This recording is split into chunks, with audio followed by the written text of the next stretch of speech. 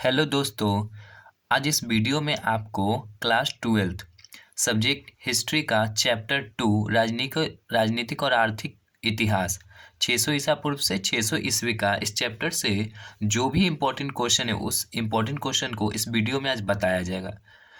देखिए, ये जो एग्ज़ाम आने वाला 2024 में फरवरी में है उसी के लिए ये इम्पोर्टेंट है। ठीक है, तो ये क्वेश्चन को आप देख लीजिए ताकि एग्ज़ाम में आपका ये आए तो छूटे ना। चलिए देखते हैं, इस वीडियो को शुरू करते हैं। शक संवत का आरंभ कब किया? तो शक संवत का आरंभ 78 ईस्वी में किया गया। 78 ईस्वी 78 ईस्वी में किया था। देखिए, शक संवत 78 ईस्वी में शुरू किया गया। इसे भारत सरकार द्वारा भी क्या अपनाया गया है। चलिए आगे, किसने भूमि अनुदान की प्रथा आरंभ की? तो भूमि अनुदान की प्रथा मतलब भूमि देने की प्रथा किसने शुरू किया था? सातवाहन। सातवाहनों ने सबसे पहले भूमि अनुदान की प्रथा आरंभ की। भूमि अनुदान की प्रथा सातवाहन। देखिए, अब कहेगा कि सातवाहन वंश की स्थापना किसने किया? सातवाहन वंश की स्थापना तो सिमुक किया। शिमुक सातवाहन वंश की स्थापना किया। अब देखिए, सातवाहनों ने अपनी राजधानी कहाँ बनाया था? किसे बनाया राजधानी? तो सातवाहनों ने अपनी राजधानी प्रतिष्ठान को बनाया। प्रतिष्ठान को। ये प्रतिष्ठान आपका महाराष्ट्र में पड़ता है। महाराष्ट्र। और ये सातवाहन अपने नाम के साथ माता का नाम जोड़ते थे, लगाते थे। मुद्रा राक्षस के लेखक कौन है? देखिए, मुद्रा राक्षस के लेखक विशाख दत्त हैं। विशाख दत्त।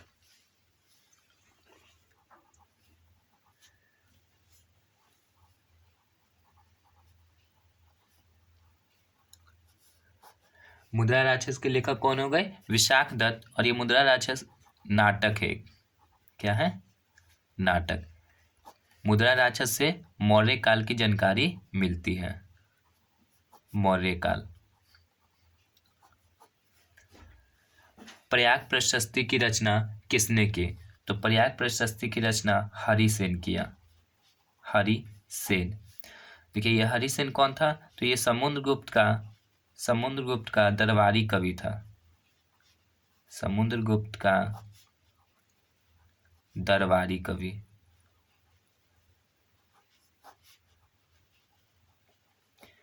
प्रयाग प्रशस्ति से समुद्रगुप्त की जानकारी मिलती है। जरासंध किसका पुत्र था? तो देखिए, ये बृहद्रथ का पुत्र था। बृहद्रथ। और बृहद्रथ वंश की स्थापना बृहद्रथ किया था।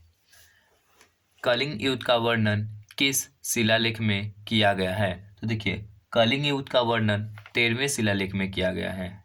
13वें शिलालेख।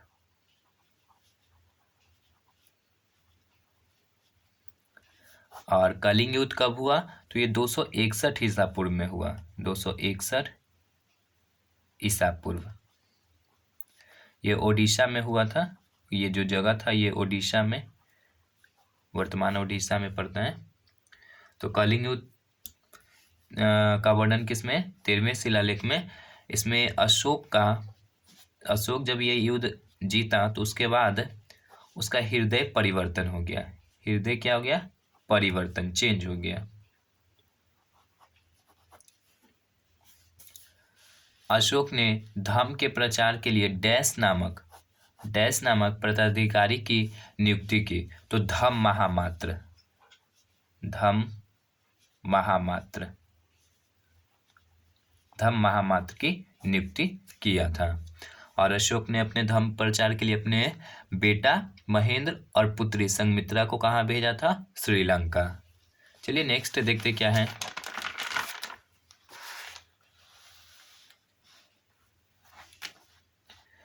अगला है आपका, संगम साहित्य की रचना किस भाषा में की गई? तो संगम साहित्य की रचना तमिल भाषा में की गई। तमिल भाषा। रेशम मार्ग किस देश से आरंभ होता था? तो चीन से। रेशम मार्ग किस देश से आरंभ होता था? चीन से। और एशिया का सबसे बड़ा देश कौन सा है? चीन। चीन की राजधानी की बात करें तो चीन की राजधानी क्या है? बीजिंग। चीन की राजधानी बीजिंग है।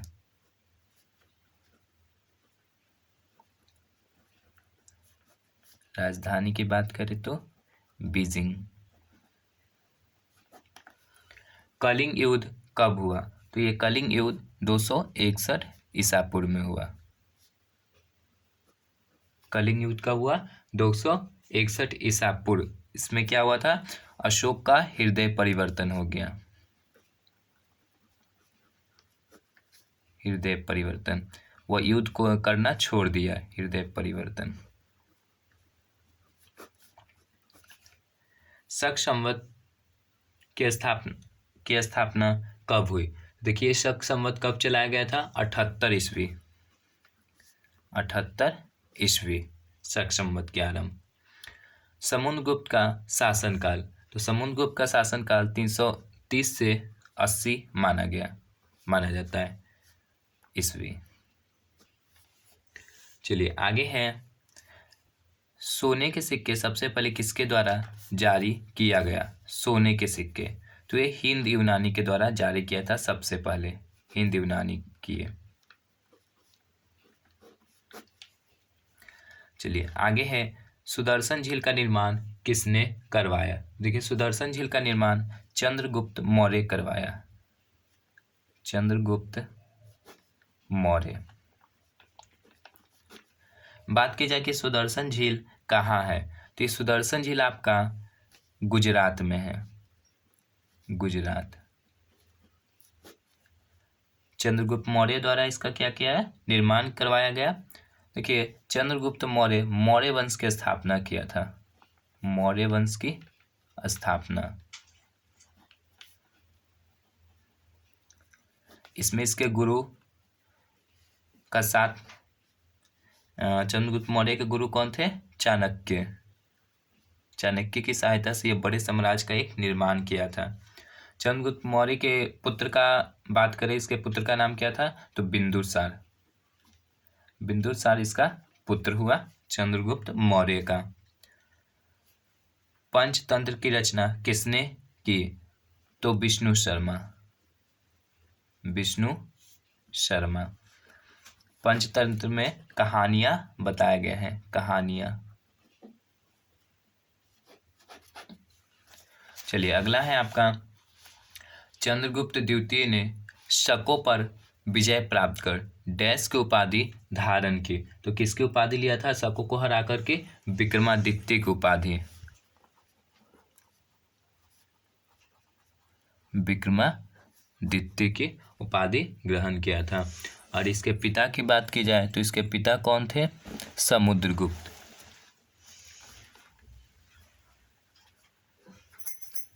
पिता समुद्रगुप्त इसके पिता थे, चंद्रगुप्त द्वितीय के। और ये शकों को पराजित कर विक्रमादित्य की उपाधि ग्रहण किया था। चलिए आगे, कालिदास किस राजा के दरबार में था? तो ये कालिदास चंद्रगुप्त द्वितीय के दरबार में था।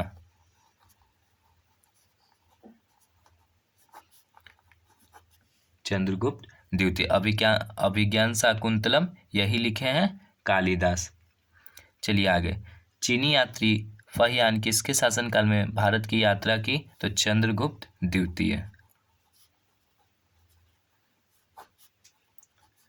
चंद्रगुप्त द्वितीय के समय फाहियान भारत की यात्रा किया। चलिए आगे क्या कह रहा है, गुप्त वंश का संस्थापक कौन था? तो श्रीगुप्त। श्रीगुप्त गुप्त वंश की स्थापना किया था। 319 ईस्वी में गुप्त संवत किसने आरंभ किया? तो चंद्रगुप्त प्रथम। चंद्रगुप्त प्रथम क्या किया? गुप्त संवत को चलाया, आरंभ किया।